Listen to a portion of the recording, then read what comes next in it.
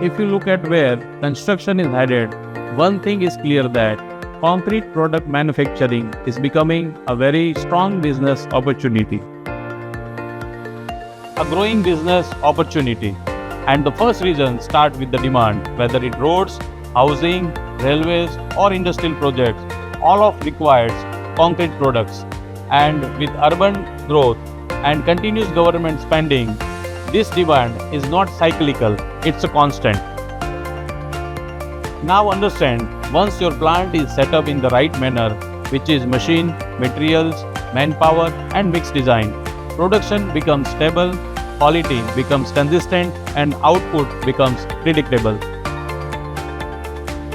When operations become stable, returns start making sense, raw materials are easily available and margin improve with scale, and usually most of the plant recover their investment within 24 to 36 months. Another advantage is the flexibility. One machine can produce variety of products, solid block, hollow block, pavers, curbstone, brick and many more. You can start small and then scale up as the demand grows. Simple.